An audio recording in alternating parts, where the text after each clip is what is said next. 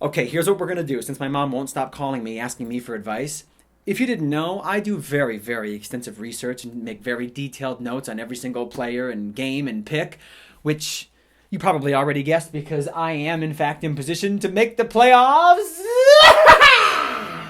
But I can't take the phone calls anymore. So I figured if I make such good notes, why don't I share them with everybody? Now, you can sit back, relax. If you want to lean into my method, what I'm trying to tell you is, if you want to know who for sure is going to win this weekend, you have to look no further than the karma. Yeah, exactly. So here we go. Research and notes for PixPlay Week 4. Oh, but first, last week, the Nationals had an amazing 8th inning against the Brewers. Yuck. Tampa Bay found some power early on. The University of Michigan actually won a game that was all about defense. The Florida Gators ran away from Auburn late. And the Ohio State Buckeyes made everyone wonder if they are the best team in the nation. That means John stays atop by himself. Michelle, Pete, and Joe are just behind. And the rise of the week from 18th to 10th was Julie Jones. Woo! Julie, go! Julie, go! She gets ready for the stretch. Woo-hoo! That, of course, means a couple of us fell, a few of us rose. But no one rose in the overall standings like Michelle, who jumped from 10th to 5th. Remember, top 3 spots get a bye. And so to secure a few wins this week, it's time to dive into the research. Let's go. Okay, so game 1 of the week. We have the Ball State Cardinals against the Eastern Michigan Eagles. That is at 2 p.m. on Saturday.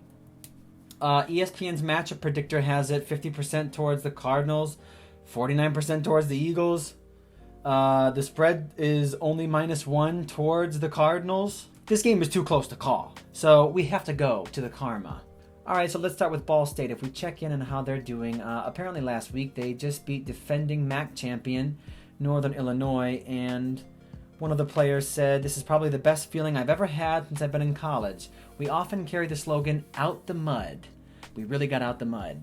I love that. +20 for out the mud and +10 for just having a big win, except they are on the road, and you never really know where their momentum is going to lie. Is the big win last week going to ignite them this week, or are they going to have a hangover? Too hard to call on them.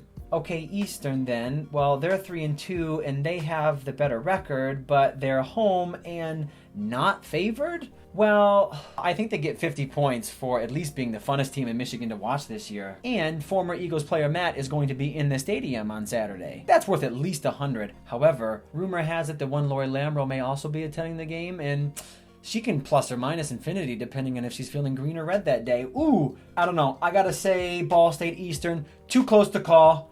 No thanks.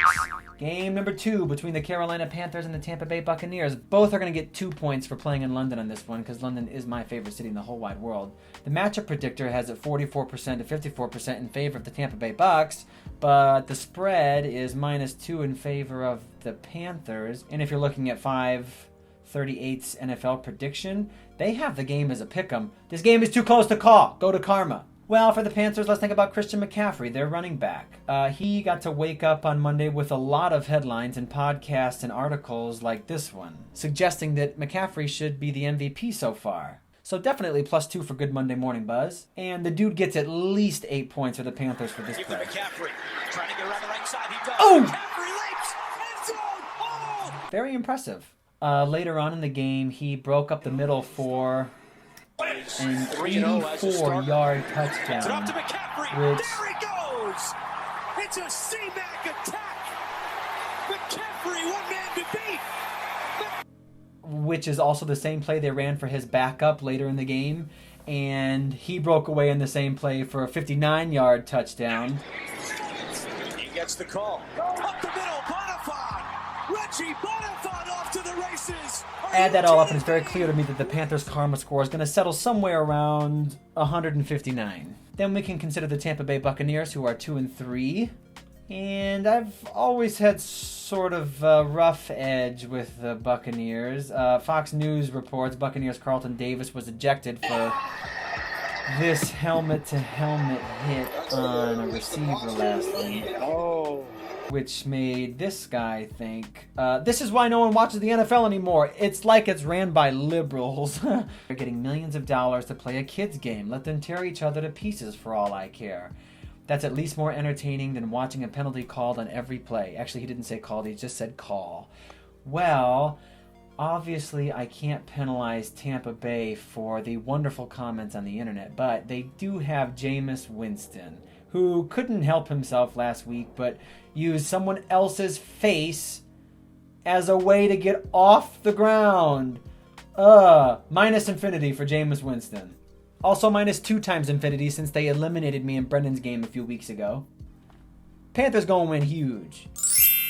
Alrighty, game number 3. Seattle Seahawks 4-1 at the Cleveland Browns 2-3. 1 o'clock Sunday. Matchup predictor thinks 53% for the Seahawks. 538 thinks Seattle should be favored by 1.5.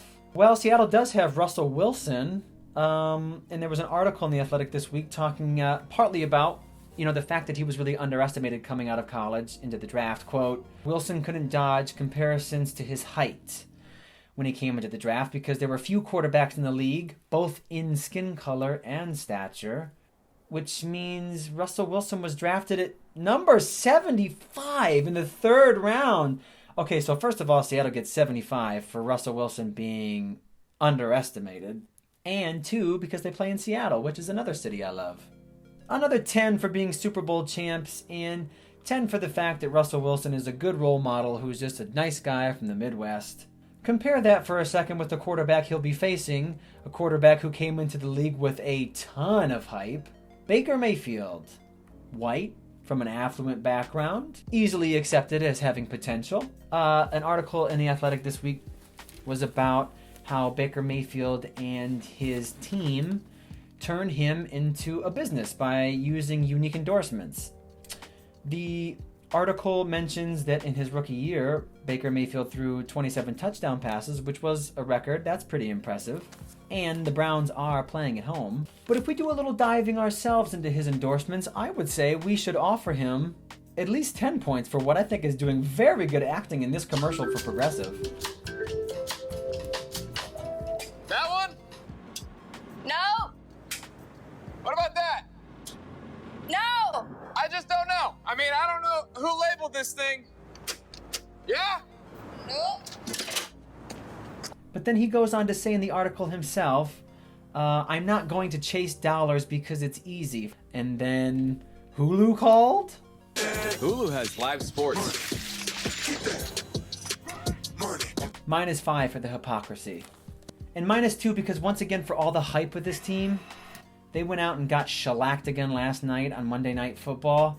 And you know what? Minus another one because this article, while being very well written, is a frickin' puff piece, man. Whew, Seahawks, gonna win a close one.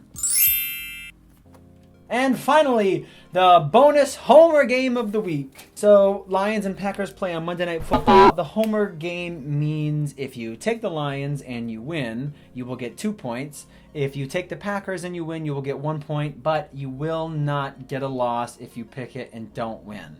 There is no penalty. You can just enjoy the game on Monday and be a fan. Also, by the way, the Lions have won the last 3 head-to-head matchups. Woohoo! Makes me kind of want to take the Lions. I don't know. So that's the entire slate of games. Now we have an entire cheat sheet to fill. But before we do that, let's go to the PixPlay Clubhouse. So this week we can talk to